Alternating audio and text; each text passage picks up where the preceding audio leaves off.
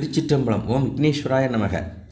அன்பர்களே, ஒரு நீதி சாஸ்திரம் குறித்து நாம் அறிந்து கொள்வோம். தவறான முறையில் பெற்ற வெற்றி என்ன செய்யும் என்பதுதான் இதனுடைய தலைப்பு. இப்போ உதாரணத்திற்கு ஒரு விளையாட்டு போட்டி என்று வைத்துக்கொள்வோம், அல்லது ஏதோ ஒரு போட்டி அல்லது ஒரு தேர்தல். இதிலே ஒருவர் தவறான முறையிலே தன்னுடைய வல்லாதிக்கத்தை பயன்படுத்தி அல்லது பணபலத்தை பயன்படுத்தி ஏதோ ஒரு வகையிலே தப்பான வெற்றியை பெற்று அவர் அதை அனுபவிக்கிறார். இது உலகத்திலே நாம் காண்கிறோம். இதனால் என்ன கெட்டுப்போச்சு, அவர் நல்லா தானே இருக்கிறார் என்று நாம் நினைப்போம்.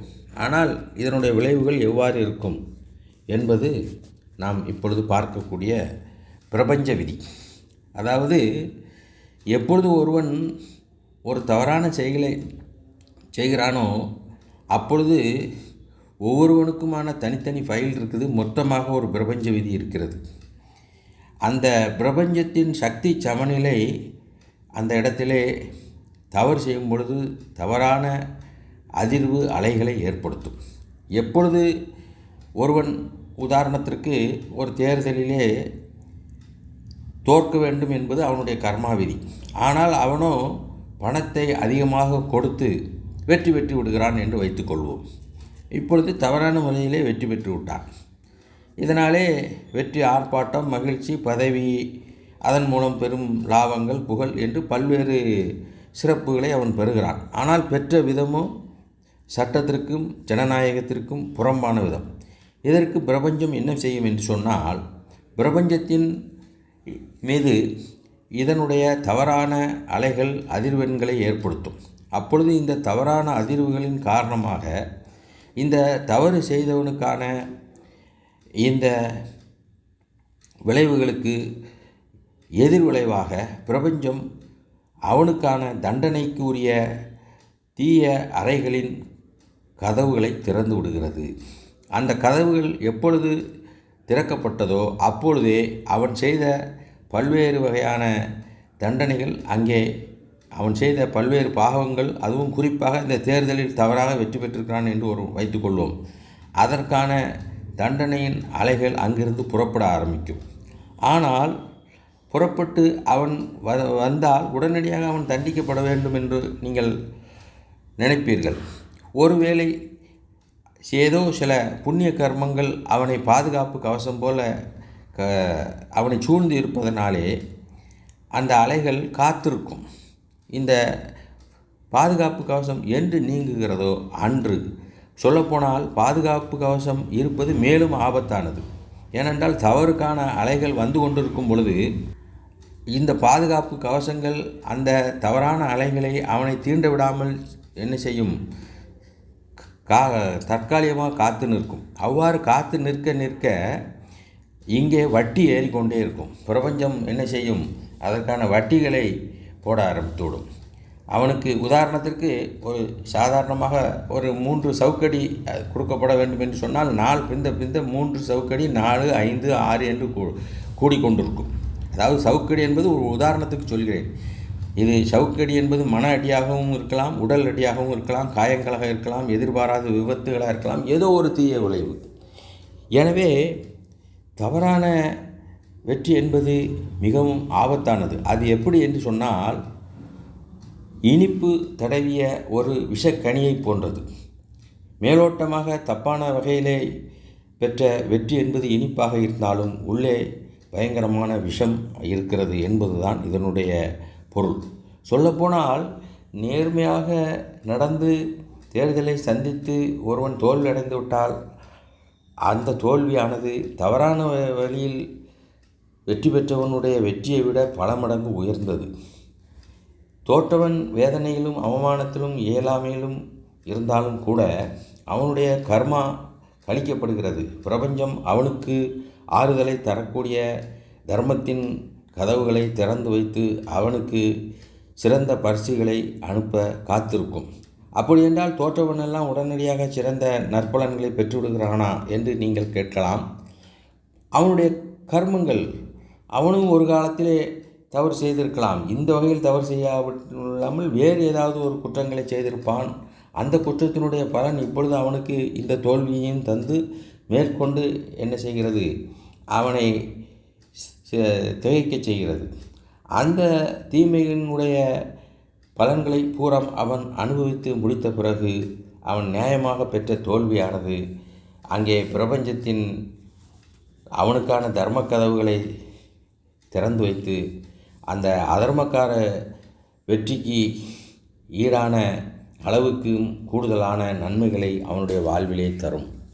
அவனுக்கு தரலாம், அவனுடைய பிள்ளைகளுக்கு தரலாம், பிள்ளைகளின் பிள்ளைகளுக்கு தரலாம். அவனுடைய ஆன்மாவுக்கும் சில நல்ல பக்குவங்களை தந்து அவனை அடுத்தடுத்த ஜென்மங்களில் உயர்த்தலாம். இது உண்மை. இது நம்ப முடியுமா என்று நீங்கள் கேட்கலாம். ஆனால் இது முற்றிலும் உண்மையானது. ஒரு உதாரண கதையை மட்டும் உங்களிடத்திலே சொல்கிறேன். 2 விவசாயிகள், விவசாயி நம்பர் 1, விவசாயி நம்பர் 2 என்று பெயர் வைத்துக்கொள்வோம். இப்போ இந்த நம்பர் 1 விவசாயி ஒரு சிறிய வயல் வைத்திருக்கிறான். அவனுடைய வயலிலே உள்ள கிணற்றிலே தண்ணீர் இல்லை. நம்பர் 2 ஒரு பெரிய வயல் வைத்திருக்கிறான். அவனுடைய வயலிலே 3 கிணறுகள் இருக்கின்றன. 3 கிணறுகளிலும் போதுமான அளவு நீர் வசதி இருக்கிறது.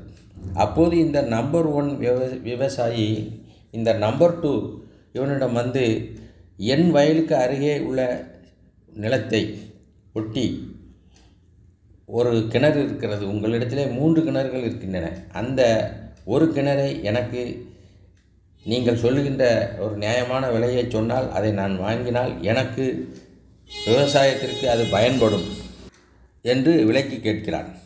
அவனுடைய தேவையை புரிந்து கொண்ட நம்பர் 2 எப்பொழுதும் நம்பர் 2 ஆனவன் ஏதாவது தவறான லாபத்தையே கருதக்கூடியவன் சற்று அதிகமாகவே விலை சொல்கிறான்.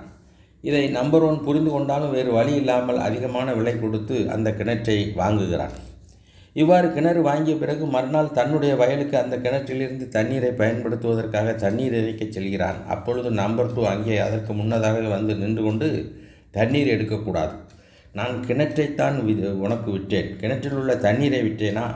அந்த பத்திரத்தில் என்ன எழுதி கொடுத்திருக்கிறேன்? இந்த கிணறுக்கான விலை இவ்வளவு என்று தான் சொல்லி எழுதி கொடுத்திருக்கிறேன். கிணற்றில் உள்ள நீருக்கும் சேர்த்து, கிணற்றையும் நீரையும் சேர்த்து விற்கிறேன் என்று எழுதி தரவில்லை என்று வாதாடுகிறான். இப்போது இந்த வழக்கு மன்னனிடம் செல்கிறது. மன்னன் என்ன செய்கிறான்? பார்க்கிறான், இந்த நம்பர் 1 விவசாயி அப்பாவி, நம்பர் 2 ஏமாற்ற முயற்சிக்கிறான். எனவே இந்த நம்பர் 2வை நாம் என்ன செய்ய வேண்டும்? அவனுக்கு ஏற்ற ஒரு தீர்ப்பை வழங்க வேண்டும் என்று சொல்லி, உன்னுடைய வாதத்தின்படியே வைத்து கொள்வோம், கிணற்றை நீ விற்றுவிட்டாய், ஆனால் கிணற்றில் உள்ள நீர் உனக்கு சொந்தம். அப்படி என்றால் உனக்கு சொந்தமான நீரை நீ ஏன் அவனுடைய கிணற்றில் வைத்திருக்கிறாய்? அந்த நீரை முழுவதும் அப்புறப்படுத்த வேண்டும். அந்த கிணற்றில் மீண்டும் நீர் ஒரு சொட்டு வந்தாலும் அதற்கு நீ மாதம் 10 பொற்காசுகள் வாடகை கொடுக்க வேண்டும் என்று தீர்ப்பளிக்கிறார்.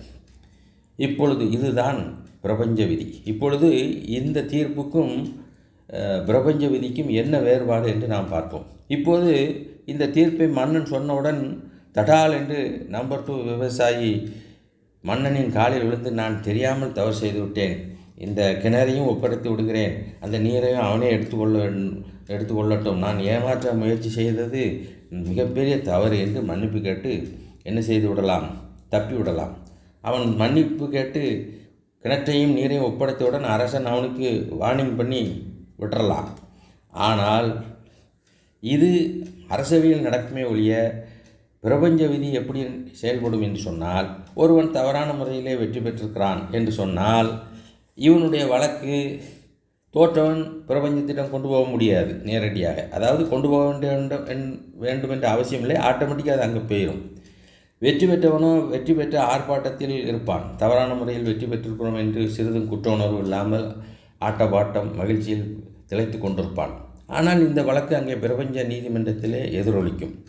அப்பொழுது அங்கே தீர்ப்பு எவ்வாறு எழுதப்படும் என்று சொன்னால், தற்காலிகமாக தவறான முறையிலே பெற்ற இந்த வெற்றிக்கு அந்த வெற்றி பெற்றவன், தவறான வெற்றி பெற்றவனுடைய அந்த தவறுக்கான தீய தண்டனை அறைகள் திறக்கப்பட்டு அந்த அறைகளில் இருந்து அவனுக்கான தண்டனைகள் புறப்படும்.